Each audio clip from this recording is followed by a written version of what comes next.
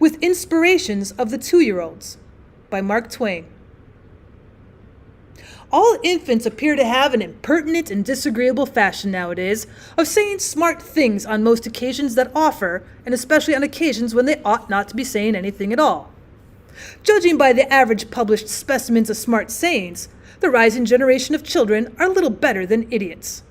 And the parents must surely be but little better than the children, for in most cases they are the publishers of the sunbursts of infantile imbecility which dazzle us from the pages of our periodicals. I may seem to speak with some heat, not to say a suspicion of personal spite, and I do admit that it nettles me to hear about so many gifted infants in these days, and remember that I seldom said anything smart when I was a child. I tried it once or twice, but it was not popular. The family were not expecting brilliant remarks from me, and so they snubbed me sometimes and spanked me the rest. But it makes my flesh creep and my blood run cold to think what might have happened to me if I dared to utter some of the smart things of this generation's 4-year-olds where my father could hear me. To have simply skinned me alive and considered his duty at an end would have seemed to him criminal leniency towards one so sinning. He was a stern, unsmiling man, and hated all forms of precocity. If I had said some of the things I have referred to, and said them in his hearing, he would have destroyed me. He would indeed. He would, provided the opportunity remained with him. But it would not, for I would have judgment enough to take some strychnine first, and say my smart thing afterward. The fair record of my life has been tarnished by just one pun. My father overheard that, and he hunted me over 4 or 5 townships, seeking to take my life. Well, if I had been full grown, of course he would have been right. But child as I was, I could not know how wicked a thing I had done. I made one of those remarks ordinarily called smart things before that, but it was not a pun. Still, it came near causing a serious rupture between my father and myself.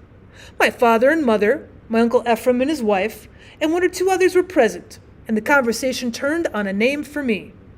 I was lying there trying some India rubber rings of various patterns and endeavoring to make a selection, for I was tired of trying to cut my teeth on people's fingers, and wanted to get a hold of something that would enable me to hurry the thing through and get something else.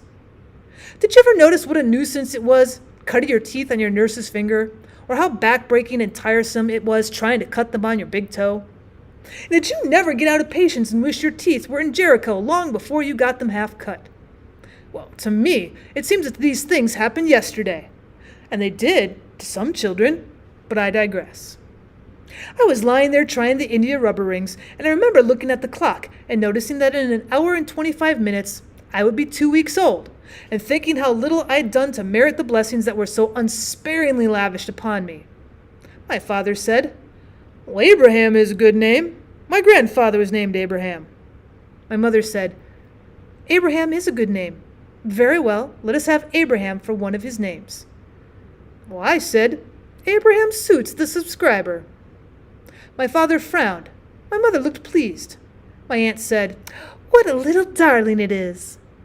My father said, "Well, Isaac is a good name. Jacob is a good name." My mother assented and said, "Well, no names are better. Let us add Isaac and Jacob to his names." Well, I said, all right, Isaac and Jacob are good enough for yours truly. Pass me that rattle, if you please. I can't chew India rubber rings all day." Not a soul made a memorandum of these sayings of mine for publication. I saw that and I did it myself, else they would have been utterly lost. So far from meeting with a generous encouragement like other children when developing intellectually, I was now furiously scowled upon by my father. My mother looked grieved and anxious, and even my aunt had about her an expression of seeming to think that maybe I'd gone too far. I took a vicious bite out of an India rubber ring and covertly broke the rattle over the kitten's head, but I said nothing. Presently my father said, "Well, Samuel is a very excellent name." Oh, I saw that trouble was coming. Nothing could prevent it. I laid down my rattle.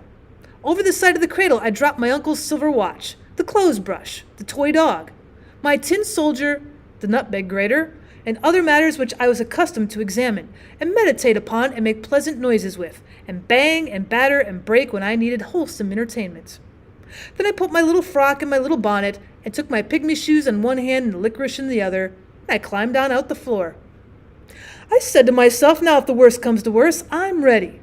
And then I said aloud in a firm voice, "Father, I cannot. cannot wear the name of Samuel." "My son." "Father, I mean it, I cannot." "Why?" "Well, Father, I have an invincible antipathy to that name." "But my son, this is unreasonable. Many great and good men have been named Samuel." "Sir, I've yet to hear of the first instance." "What?" "Well, there was Samuel the prophet. Was he not great and good?" "Well, not so very." "My son! With his own voice the Lord called him." "Well, yes, sir, and had to call him a couple of times before he would come." And then I sallied forth, and that stern old man sallied forth after me. He overtook me at noon the following day, and when the interview was over, I had acquired the name of Samuel, and a thrashing and other useful information. And by means of this compromise, my father's wrath was appeased and a misunderstanding bridged over, which might have become a permanent rupture if I had chosen to be unreasonable. But just judging by this episode, what would my father have done to me if I'd ever uttered in his hearing one of the flat, sickly things that these 2-year-olds say in print nowadays? Well, in my opinion, there would have been a case of infanticide in our family.